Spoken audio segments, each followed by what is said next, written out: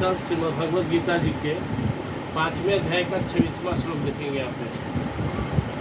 श्री भगवानुवाच श्री भगवानुवाच काम क्रोध वियुक्तानां काम क्रोध वियुक्तानां यतीनां यतचेतसां यतीनां यतचेतसाम् अभितो ब्रह्म निर्वाणम् अभितो ब्रह्म निर्वाणम् वर्तते विदितात्मनां वर्तते विदितात्मनां वर्तते विदितात्मनां वर्तते विदितात्मनां विदित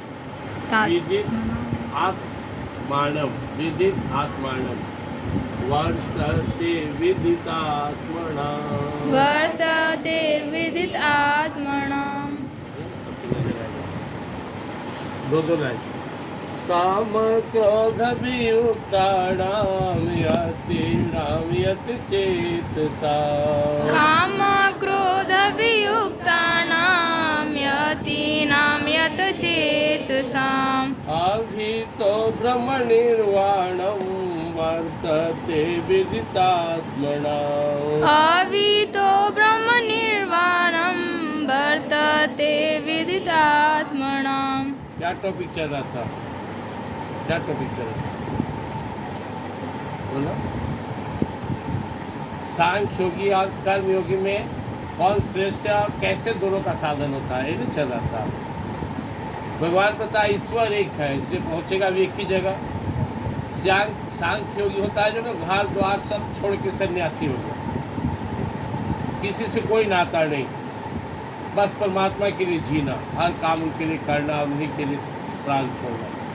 तो इन सबके लिए संभव नहीं है, यह बहुत ही दुष्कर कार्य है। तो भगवान ने कहा कि साधन में सहज होने से कर्म योग ज़्यादा श्रेष्ठकर है। घर में रहना, गृहस्थ में रहना, हर काम ईश्वर के लिए करना। आप पढ़ रहे हो तो भाव यही हो कि मैं भगवान के लिए पढ़ाई का कार्य कर रहा हूँ। इसके पीछे का थीसिस क्या होता है कर्मयोगी का? यह संसार भगवान ने बनाया है, मुझे ही भगवान ने बनाया है, कर्म करने की शक्ति मुझे भगवान ने दिया है।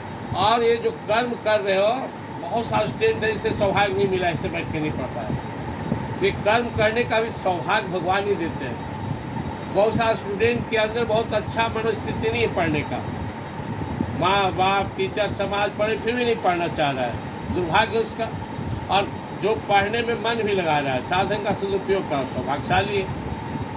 दुनिया में सबसे अच्छा अगर कोई चीज़ हमें गिफ्ट में ईश्वर से मिला है तो बुद्धि योग है। जिसकी बुद्धि अच्छी है वो दुनिया का परम सौभाग्यशाली है। भगवद गीता 10वें अध्याय में पढ़ोगे, 10-11 श्लोक में भगवान बोलते हैं तेषां सदयुक्तानां भस्तां प्रीतिपूर्वकं ददामि बुद्धि योगं तम येन मामुपयान्ति ते। मैं किसी पर प्रसन्न होता हूँ ना तो उसकी बुद्धि अच्छी बनाता हूँ, उसे बुद्धि योग देता हूँ। और इस दुनिया का वो परम सौभाग्यशाली व्यक्ति है, इसकी बुद्धि अच्छी है, विचार अच्छा है, सोच अच्छा है। नहीं तो 90% से ज़्यादा लोग का सोच ही खराब है।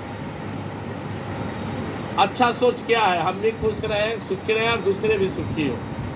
और बुरा सोच क्या है? अपने भी परेशान, दूसरे को परेशान करो। तो इन दोनों को बताते हुए भगवान पिछले दिनों में सुने थे कि जो व्यक्ति ज्ञान प्राप्त कर लेता है उसे अनुभव होने लगता है गलत क्या है सही क्या है, और फिर व्यवहार में उसका उतर जाता है कि गलत से दूर रहो, सही करो। परिणाम क्या होगा? यहाँ भगवान बोले काम क्रोध वियुक्तानां, जो व्यक्ति काम क्रोध लोभ मोह माया बिल्कुल त्याग दिया। संसार के ज़्यादा लोग काम क्रोध में युक्त है, बाद बाद में क्रोध लोभ काम वासना तृष्णा। लेकिन जो व्यक्ति साधना करके इसे विमुक्त हो गया, मुक्त हो गया, उसके अंदर में है ही नहीं। लेकिन होगा कौन है? यति नाम यतचेतसाम।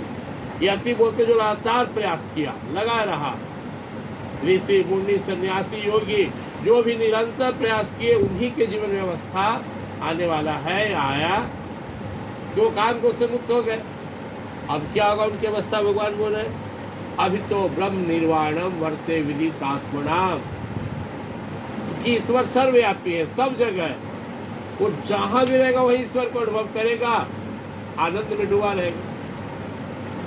जैसे यहाँ पे हमारे पास अगर वाईफाई की सुविधा हो, हमारे पास मोबाइल हो और नेट सही हो तो हम यूज कर सकते हैं, लेकिन अगर हमारे मोबाइल में वाईफाई की सुविधा ना हो, नेटवर्क ना हो, तो काम नहीं कर पाएगा। ऐसी ईश्वर है, सर्वव्यापी है। जो योगी ऋषि होते हैं ना, उनका एंटीना डेवलप हो गया और ईश्वर को समझ लिए, रियलाइज कर लिए ईश्वर तो हमारे अंदर है, फिर सब में है। हम इसी अध्याय में 5वां अध्याय में क्षमा श्लोक को सुन रहे थे। विद्या विनय संपन्ने ब्राह्मणे कवि हस्तिनी सुनी चैव सो पाके च पंडिता संरक्षिणा।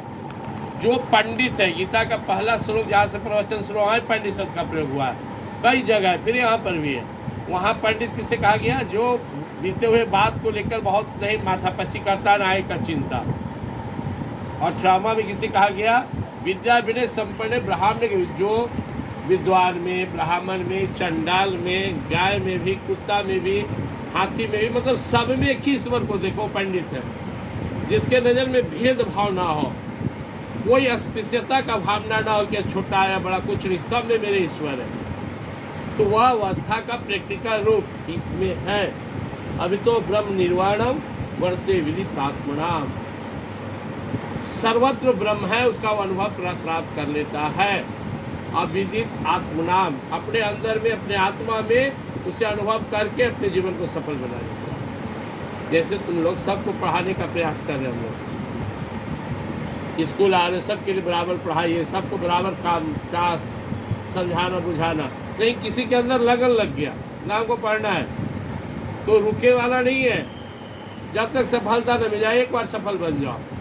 जहाँ रहोगे, यहाँ रहो तो भी, पटना में रहो, मुंबई रहो, जहाँ तुम्हारा पोस्टिंग होगा, जहाँ तुम डॉक्टर रहो, इंजीनियर रहो, कलेक्टर रहो, जिस पोस्ट पे रहो, वही मौज में जियोगे। वैसे ही जिस साधक को, जिस यति को, जिस सिद्ध को ईश्वर का अनुभव हो गया, संसार के कहीं किसी भी अवस्था में रहे, परमानंद में रहेगा, ब्रह्मानंद में रहेगा। 3 वर्ड है यहाँ पे। आत्मानंद का अर्थ क्या होता है? अपने अंदर आत्मा को अनुभव करना। ब्रह्मानंद का अर्थ क्या होता है? सब में वही ब्रह्म है। अब परमानंद का अर्थ है जहाँ है वही, उसके अलावा कोई नहीं है, एक ही ईश्वर का सब खेल है। इसलिए जब साधना की अंतिम सीढ़ी होती है किसी संत को, तुलसीदास जी जब पूर्ण सिद्ध हो गए तो क्या बोले? सिया राम में सब जग जानी, सब वही ईश्वर है, एक ही प्रभु सब में। तुलसीदास जी ने, सूरदास जी ने, मीराबाई ने, सब ने कहा। मीरा ने कहा मेरे तो गिरधर गोपाल दूसरों ने को, एक मेरे ही। तो हमारी भावना है, जो राम भक्त होता है उसे संसार राम में नजर आया, कृष्ण भक्त को कृष्ण में आया। भक्ति जो है ना, भाव प्रधान होता है। भाव बस भगवान सुख निधान करुणा भवन तजममता मदमान भजी सदा सीताराम। हमारी भावना जैसी है।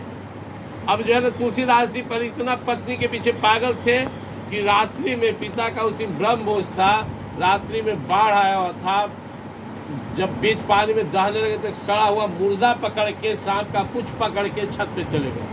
उन्हें जब ज्ञान हुआ, पत्नी समझाए या प्रेम रहो तो बेड़ा पार हो, तो उनका केवल भाव बदला। जो कल तक काम में थे आज राममय हो गए। तो हम सभी भी संकल्प लें, सभी आंख बंद करो, संकल्प लो, हम अच्छाई और सच्चाई पर हमेशा चलेंगे। अपना जो स्वकर्म है, हमारा जो पढ़ाई है या जो हम कर्म करते हैं, उसे खूब ईमानदारी से करेंगे। सर्वत्र ईश्वर को अनुभव करेंगे। जो परमात्मा हमारे हृदय में है वही सब में है। किसी से के प्रति भेदभाव नहीं, द्वेष नहीं, नफरत नहीं, सबके प्रति समभाव, सब में उसी ईश्वर को देखना। इससे हमारे जीवन में जो कलमश है, कलेश है, दुख है, शोक है, चिंता है, वो मिट जाएंगे और जीवन में आनंद ही आनंद होंगे, परमानंद होंगे। लगातार प्रयास करना है। 2 ही प्रयास हम लोग को करना है: दुर्गुण, दुर्विचार, दुसंस्कार, दुताप, काम, क्रोध, लोभ, मोह का त्याग, यानी गंदगी से ऊपर आना और सच्चाई अच्छाई को अपनाना।